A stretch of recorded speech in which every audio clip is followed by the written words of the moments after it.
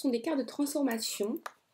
Et ce jeu s'appelle Féminitude. Et donc on est sur 55 cartes qui sont vraiment superbement illustrées.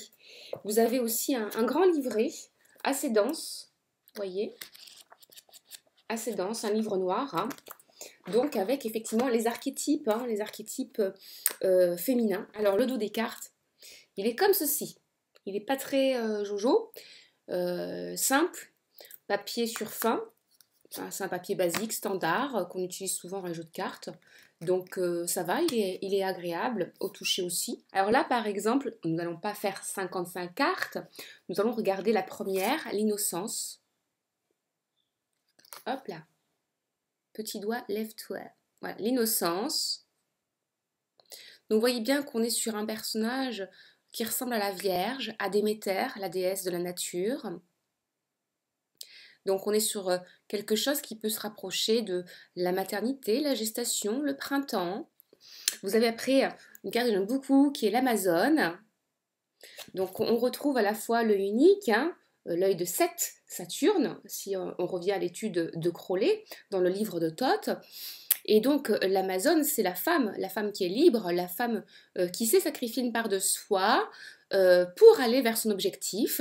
On est sur quelqu'un qui a déjà le troisième œil, qui a déjà la connaissance et qui est déjà connecté avec les éléments de la nature. Allez, je l'ai passé en revue très rapidement, l'arbre de vie.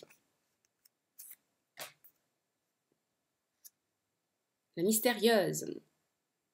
Voilà, une femme un peu chatte, un peu féline, un peu sauvage, là encore animale comme l'Amazone, avec des couleurs mauves et violets, donc quelqu'un qui est centré sur l'intuition, le psychisme, l'alchimiste. Vous voyez, donc on est sur des typologies, des caractères, des archétypes féminins, le chevalier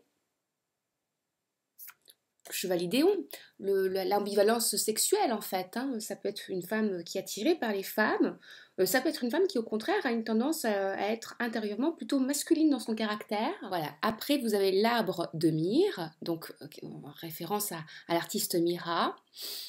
Donc voilà, avec une potion, avec des gouttes, c'est ce qu'on appelle en fait les graines de Dieu.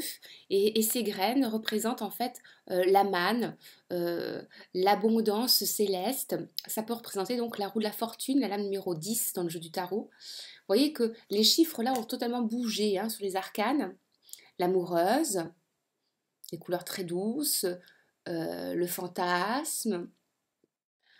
Là, nous avons donc la bâtisseuse, donc la personne qui construit, qui est en train de construire, qui est dans le foyer. Ça peut être une femme au foyer aussi. Là, nous avons le roi. Le roi, donc, effectivement, le roi qui est, vous voyez, destitué. Donc, c'est la reine, en fait, plus précisément. La femme qui évince un peu le masculin, qui domine, qui a tendance un petit peu à envahir l'espace de son conjoint, la tisseuse. Vous voyez qu'on a à nouveau l'allégorie donc aux trois déesses, hein, les trois sorcières dans Shakespeare, mais les trois déesses qui représentent les trois visages d'Hécate, la déesse de la lune. Donc la tisseuse, celle qui construit le fil, qui le tisse et qui le coupe, c'est le fil de la destinée. La prière, donc la personne qui est plutôt dévouée, religieuse, voilà, la lumineuse. Et on peut être toutes ces femmes en fait. La joueuse, l'arbre soleil, la créative, la chasseresse, voilà, la renarde, l'accueillante, avec les dauphins. Donc effectivement, après, vous voyez qu'à chaque fois, les colorations des cartes représentent aussi un élément spécifique. Eau, terre, air et feu, et qu'à chaque fois vous pouvez vous rebaser à nouveau sur cette colorimétrie pour marquer, baliser vos saisons et vos signes astro. Et donc ce que je conseille, c'est que pour démarrer, vous commencez par effectuer tout simplement une question, vous posez une question, et puis vous tirez 3 cartes. Ces 3 cartes vous permettront de baliser un petit peu votre passé, votre présent, votre avenir récent, et voir dans quel état d'esprit votre archétype féminin est en train de muter, de changer, et vers quoi il se dirige. Donc, je vous dis à très très bientôt pour une prochaine revue, Et bah, passez une bonne journée, passez une bonne soirée, au revoir.